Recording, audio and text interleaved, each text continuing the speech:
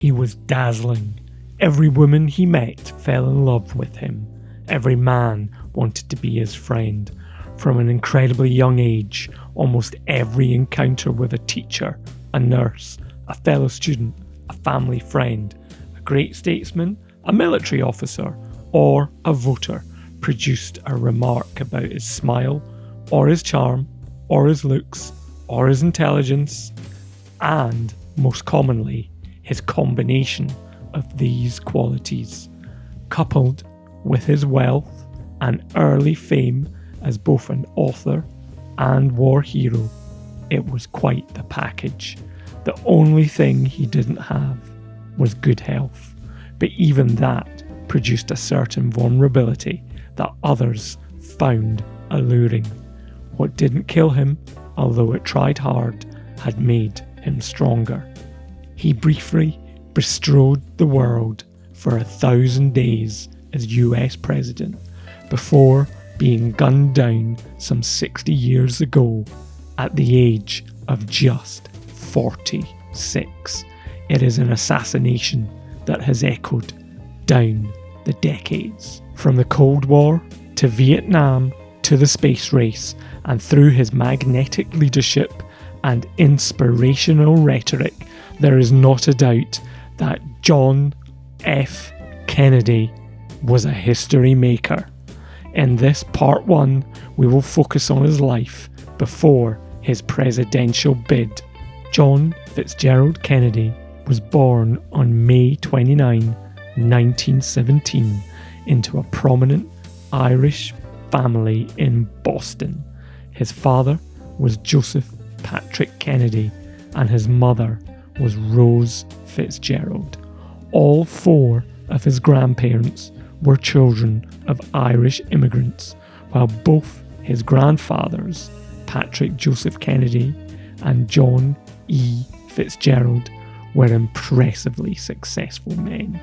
The first, a well-off banker, while the latter was a natural politician who won elections to the Massachusetts State Senate and 3 terms as a US congressman. Speculation in stocks after World War I had made his father Joe a millionaire, indeed a billionaire in today's money. His father's ambitions reached beyond the local, and he aimed to project himself onto the national scene. Now colossally wealthy by his mid-30s, Joseph P. Kennedy Sr. reared the 9 Kennedy siblings in a cocoon of sybaritic luxury, fragrant privilege, and frequently libertine license. Financial contributions to the Democratic Party generally, and Franklin Roosevelt's election campaign specifically, to win Joe appointment as the first chairman of the Security and Exchange Commission and subsequently as ambassador to Great Britain. Joe Kennedy was also solicitous, supportive, and it must be acknowledged, seriously and high-mindedly patriotic. With his sons in particular, he encouraged, indeed demanded, their vaulting political ambitions. John Kennedy was in fact the second of 9 children born to Rose and Joe between 1915 and 1932. The Kennedys lived in Brooklyn, Boston for the first 10 years of JFK's life. Then the family moved to the Riverdale neighbourhood of New York City. Though in practical terms, they spent summers and autumn at their home in Hyannisport, Massachusetts, and some time over the winter in Florida. Then, from 1931, Kennedy boarded at Choate School in Wallingford, Connecticut, spending his first years at Choate in his older brother's shadow. Kennedy compensated with rebellious behaviour that attracted a loyal circle of friends and nearly was expelled for various stunts. During his years at Choate, Kennedy was beset by health problems that culminated with his emergency hospitalization in 1934, where leukemia was incorrectly diagnosed. His chaotic approach to his studies meant he would not graduate particularly highly. However, he showed a native intellect waiting to ignite.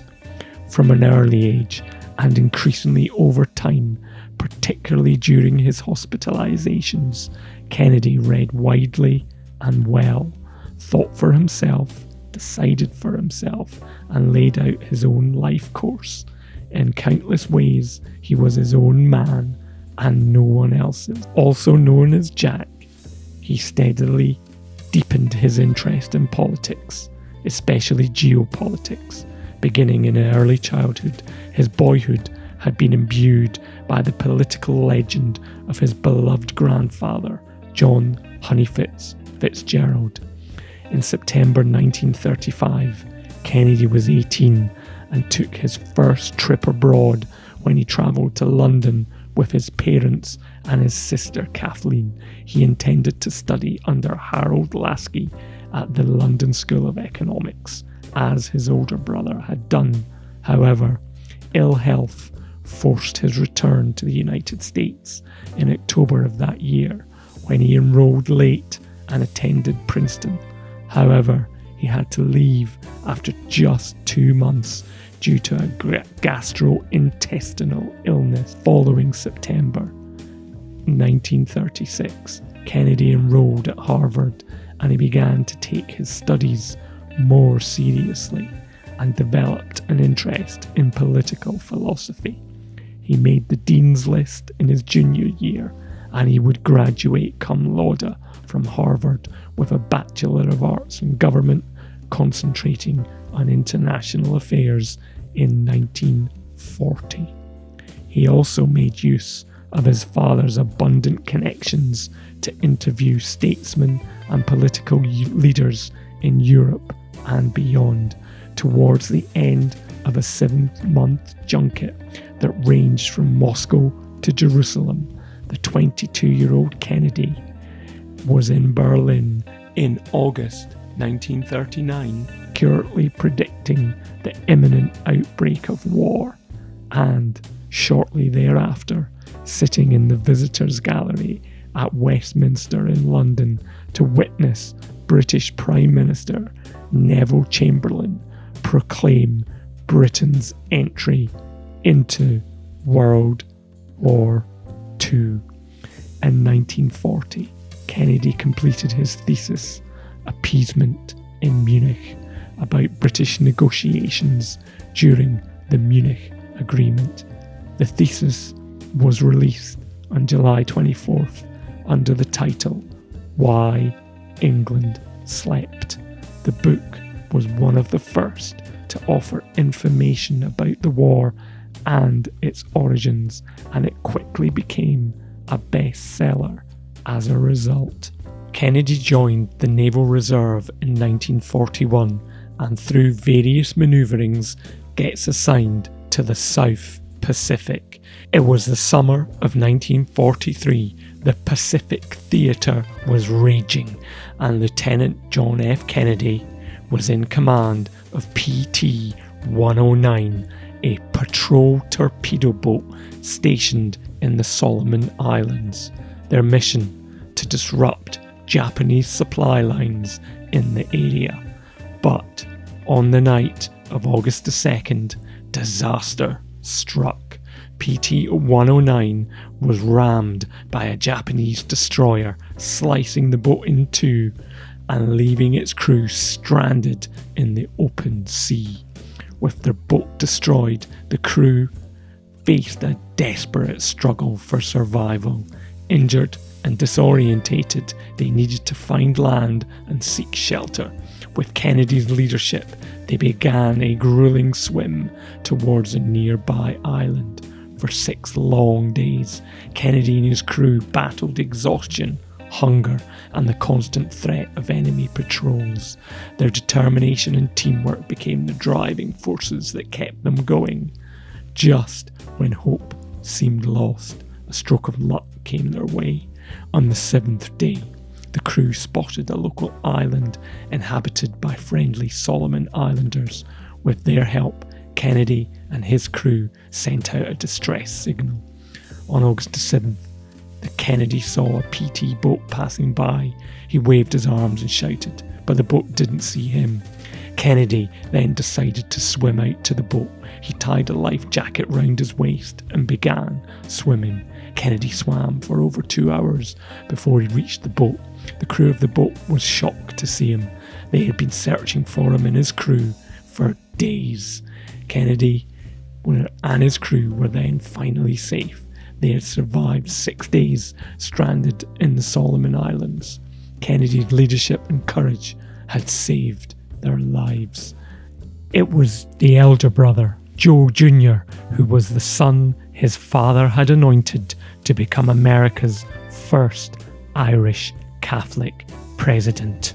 And spurred on by Jack's bravery, and as a Navy pilot, he volunteered for a dangerous mission, and he was killed in an air accident over England in 1944. And with his death, Jack inherited his father's political ambitions. Speculation has it that he only volunteered for the mission because of Jack's bravery in the Pacific with PT 109. His father was deeply influential in the lives of all his children. He was a towering figure in young Jack's life, modelling how he expected his second son to behave, not least in his brazen philandering.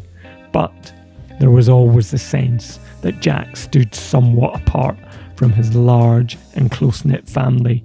He was one off the unit, but also outside of it. He was the family reader, the daydreamer, the one who relished words and their meaning, who liked poetry, whereas Joe Jr. had always parroted his father's views on policy matters. Jack broke with the patriarch at key junctures, especially in the realm of foreign policy. He saw a more complex and crowded world than did the older man, and why England slept was partly a rebuke of Joe Sr.'s isolationist position. The central event of Kennedy's life was the Second World War. His political interest matured as a result of the conflict, and his father's role as US ambassador to London and an advocate of appeasement. It also matured him, as it would anyone who had saved the life of his crew, swimming for hours in the sea, dragging an injured companion, using a rope gripped in his teeth. His experiences led him to reject his father's outlook in favour of a muscular internationalism. The Second World War, rather than the coming of the 60s, shaped the politics of JFK. Strongly for international engagement, pro-British, firmly anti-communist, believing his mandate to come from his generation tempered by war. Gradually, it became clear the Kennedys are seen as almost a royal family in the US, and certainly romance and glamour attach themselves to the family name. Yet, in reality, it took all Jack's amazing charm, sex appeal, and intellect, and all of Joe Kennedy's resources to overcome the prejudice against a family from an Irish migrant background. And then, as he contemplated his future, though came the war proper, and it changed everything. JFK only lived half a life. It comes as a shock when you hear of his wartime story that Kennedy was, at the age of 25, then had only 20 years left. Join us in part 2, where we'll look at Kennedy's rise to the presidency.